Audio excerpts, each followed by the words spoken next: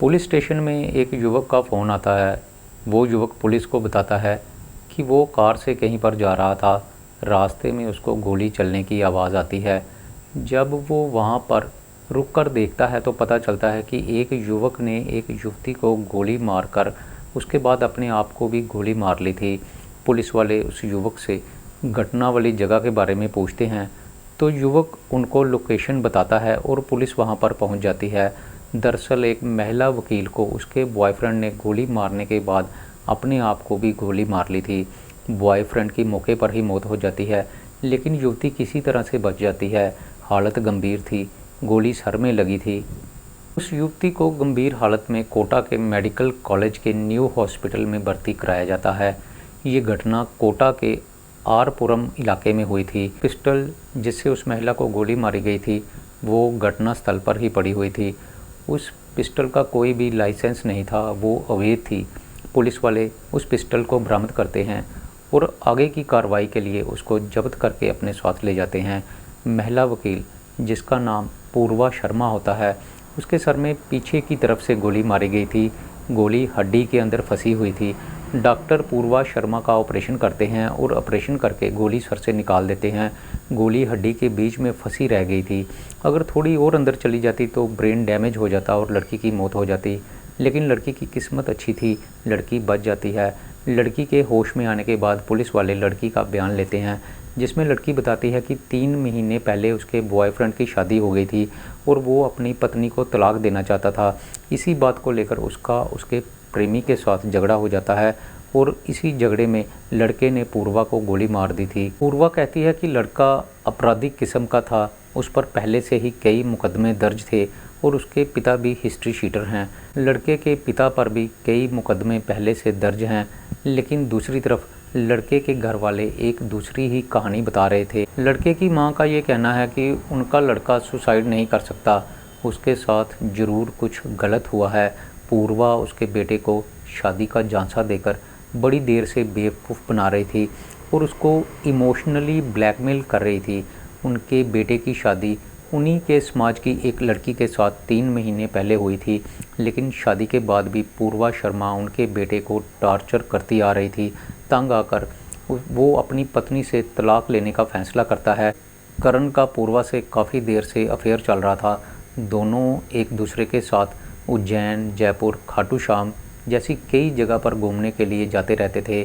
पूर्वा उससे पैसे भी लेती थी और अपने ऊपर पैसे खर्च भी करवाती थी। इस तरह धीरे धीरे करके करण ने लगभग 3 लाख रुपया पूर्वा पर खर्च कर दिया था। वो हमेशा करण को शादी का झांसा देती रहती थी, लेकिन उसके साथ शादी कभी करती नहीं थी। करण ने अपनी पसंद अपने घर वालों को बताई थी, लेकिन पूर्वा शादी के लिए कभी भी तैयार नहीं होती थी। इसलिए करण के घर वाले उसकी शादी किसी और लड़की से करवा देते हैं, लेकिन शादी के बाद भी पूर्वा करण को टॉर्चर करने लगती है। करण पर शादी तोड़ने का दबाव बनाने लगती है। रोज़ रोज़ की किच से तंग आकर करण अपनी पत्नी से तलाक लेने का फ़ैसला करता है और वो अपने अफेयर के बारे में अपनी पत्नी को सब कुछ बता देता है। जब करण की पत्नी को उसके पहले अफेयर के बारे में पता चलता है तो वो अपने मायके चली जाती है और वो भी करण को तलाक देने का फ़ैसला कर लेती है। और इस तरह से करण और उसकी पत्नी दोनों आपसी रजामंदी से तलाक के लिए कोर्ट में केस डाल देते हैं। लेकिन तलाक का केस डालने के बाद भी करण का पूर्वा से झगड़ा हो जाता है। झगड़े के थोड़ी देर बाद ही करण पूर्वा को गोली मारकर अपने आप को भी गोली मार लेता है। जब करण ने अपनी पत्नी के खिलाफ तलाक का मुकदमा दर्ज करवा दिया था, उसके बाद करण और पूर्वा दोनों एक होटल में रुकते हैं। वहाँ से करण पूर्वा की अपनी माँ के साथ फ़ोन पर बात करवाता है, तो करण की माँ पूर्वा को उनके बेटे के साथ शादी करने के लिए कहती है, लेकिन करण कहता है कि माँ, ये पूर्वा हमेशा मुझे ऐसे ही बेवकूफ़ बनाती रही है, मेरे से तलाक भी करवा लिया, लेकिन अब शादी के लिए भी टालम टोल कर रही है। पूर्वा कई बार स्कूटी से करण के घर आती थी और करण उसके साथ स्कूटी पर बैठकर चले जाया करता था। जिस दिन घटना हुई थी उस दिन भी पूर्वा करण के घर गई थी और करण उसके साथ बैठकर कहीं चला गया था। पूर्वा बार बार सुबह से ही करण को फ़ोन कर रही थी और करण को बुला रही थी और कुछ देर बाद वो करण को लेने के लिए स्कूटी से उसके घर पर पहुंच जाती है। समय तकरीबन 7:30 बजे का था और उसके 2 घंटे बाद ही पूर्वा का करण की मां को फ़ोन आता है और वो कहती है कि करण मुझसे झगड़ा कर रहा है, आप जल्दी से जल्दी मुकुंदरा वन विभाग के ऑफिस के पास आ जाओ।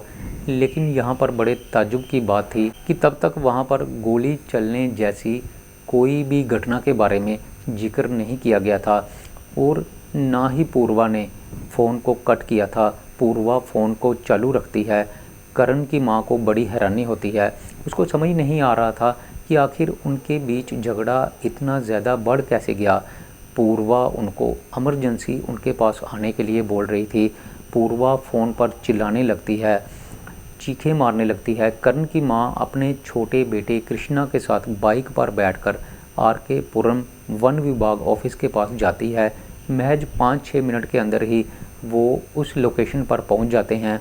चारों तरफ अंधेरा था, भीड़ लगी हुई थी। ये देखकर करण की मां का दिल बैठने लगता है।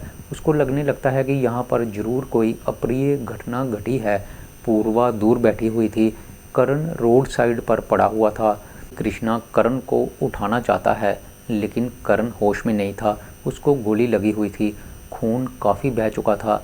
भाई करण को उसी गंभीर हालत में अपनी बाइक पर पीछे बिठाता है और उसके पीछे पूर्वा, जो कि खुद भी जख्मी थी, वो करण के पीछे बैठती है और तीनों उसी समय हॉस्पिटल चले जाते हैं। हॉस्पिटल में जाने के बाद डॉक्टर करण को मृत घोषित कर देता है और पूर्वा को ट्रीटमेंट देकर बचा लिया जाता है।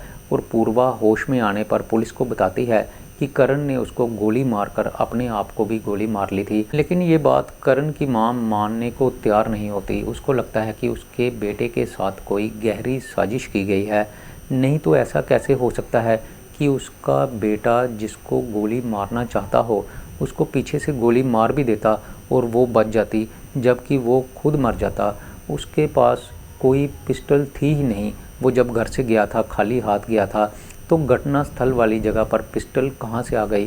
फ़िलहाल तो पुलिस वाले मामले की जांच कर रहे हैं, पूर्वा के बयान लिए जा रहे हैं। उसके बाद ही सारी कहानी साफ़ हो पाएगी कि क्या करण ने खुद ही पूर्वा को गोली मारकर सुसाइड कर लिया था या इस घटना के पीछे कोई गहरी साजिश हो सकती है। कुछ दिनों बाद दोस्तों सारे मामले से पर्दा उठ जाएगा। तो दोस्तों मैं यहाँ पर यही कहना चाहता हूँ कि हो सकता है कि करण की मां का कहना सही हो कि कोई गहरी साजिश की गई है, या ये भी हो सकता है कि पूर्वा का कहना सही हो कि उसके बॉयफ्रेंड ने उसको गोली मारकर अपने आप को भी गोली मार ली थी। लेकिन दोस्तों मैं यहाँ पर यही कहना चाहता हूँ कि आजकल के युवा वर्ग प्यार में अंधे होकर बड़ी से बड़ी वारदात को भी करने से पीछे नहीं हो रहे। प्यार किसी से, शादी किसी से, बस यही सारे फसाद की जड़ बनता जा रहा है। करण और पूर्वा अगर शादी करना चाहते थे तो ऐसी क्या वजह थी जो ये लोग शादी नहीं कर पाए और करण को कहीं और शादी करनी पड़ी। अगर शादी हो भी गई थी तो पूर्वा को पीछे हट जाना चाहिए था और करण को अपनी पत्नी के साथ ज़िंदगी व्यतीत करने देना चाहिए था। लेकिन ऐसा होता नहीं। पूर्वा उसको शादी के बाद भी तंग करती रहती है और पत्नी को बार बार तलाक देने के लिए मजबूर करती है। तंग आकर पत्नी को तलाक देने के लिए तैयार हो जाता है, लेकिन पूर्वा तब भी उसको शादी के लिए टालम टोल करती रहती है और यही कंडीशन एक बड़ी वारदात को अंजाम देती है। तो दोस्तों मेरी आज की ये कहानी यहीं पर ख़त्म होती है। जाते जाते मैं आपसे यही कहना चाहता हूँ कि अगर आप चैनल पर नए हैं तो चैनल को सब्सक्राइब कर दीजिएगा और वीडियो को लाइक कर दीजिएगा। धन्यवाद।